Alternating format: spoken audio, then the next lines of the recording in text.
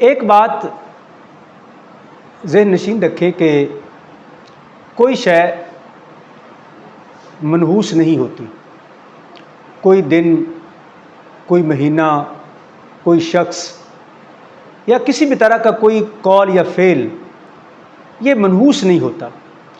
اور ہمارے معاشرے میں ایک عجیب طرح کا معاملہ ہے کہ ہم بعض چیزوں سے بری فعل مراد لیتے ہیں، حالانکہ اسلام میں ایسی سوچ کی کوئی گنجائش نہیں ہے.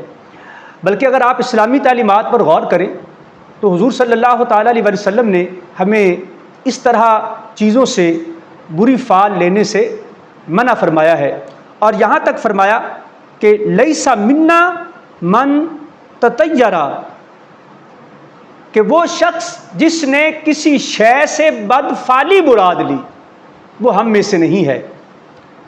لہذا وہ مہینہ ہو، کوئی شخص ہو، جگہ ہو، یا کوئی بھی قول یا فعل ہو تو وہ بدفعلی نہیں ہے، اور اس سے بدفعلی مراد لینا یہ شریعت کی نگاہ میں جائز نہیں ہے.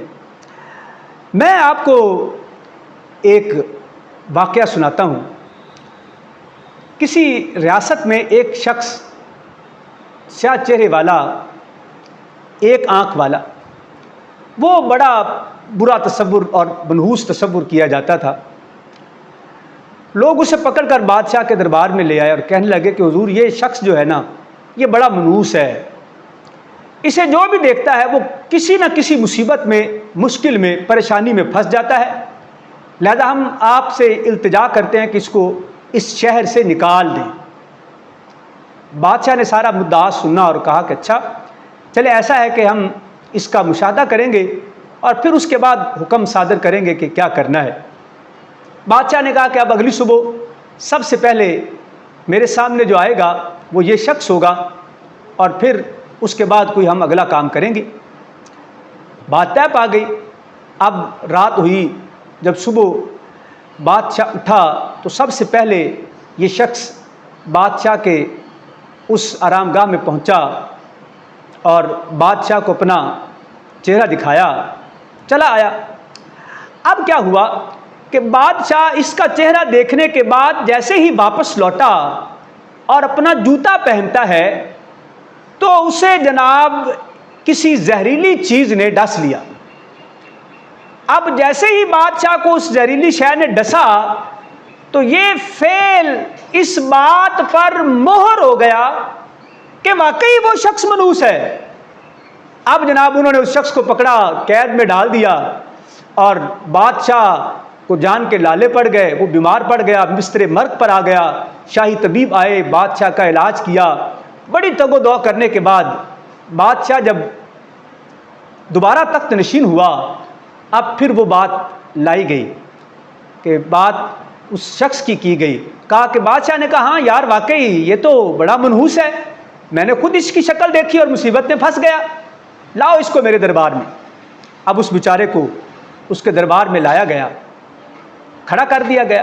اب بادشاہ حکم صادر کرنے ہی والا تھا، ایک خدا ترس وزیر کھڑا ہوا اور عرض کرتا ہے حضور جان کی امان پاؤں تو میں کچھ عرض کرنا چاہتا ہوں. اس نے کہا جی بولیے. اس نے کہا حضور آپ نے تصویر کا ایک رخ دیکھا ہے، دوسرا نہیں دیکھا. کہا اچھا وہ کیا ہے؟ کہا حضور دیکھیے آپ نے اس کا چہرہ دیکھا تو آپ اس ایک زہریلی شے کے ڈسنے کے درد میں مبتلا ہو گئے، لیکن حضور اس نے بھی تو آپ کا چہرہ دیکھا تھا نا. جس دن سے اس نے آپ کا چہرہ دیکھا اس دن سے لے کر آج تک یہ بیچارہ قید و بند کی صعوبتیں جھیل رہا ہے، یہ اس قید میں پڑا ہے. اب مجھے آپ بتائیے کہ اب منحوس کون ہے؟ وہ آپ کے لیے ہے یا آپ اس کے لیے ہیں؟ بادشاہ نے وزیر کی اس بات پر کان دھرے اور تھوڑی دیر سوچا، کہنے لگا کہ ہاں یہ بات تو ٹھیک ہے، واقعی ایسا ہے. تو پھر اس نے کہا کہ دیکھیے اب یہ طے ہو گیا کہ کوئی کسی کے لیے منحوس نہیں ہوتا. ہر ایک انسان کے ساتھ وہی کچھ ہوتا ہے جو کچھ اس کے ساتھ ہونا ہوتا ہے. ہم تو ویسے ہی مسلمان ہیں. ہمارا یہ عقیدہ ہونا چاہیے کہ اللہ تبارک و تعالیٰ کی طرف سے جو معاملات ہونے ہیں وہ سو ہونے ہیں.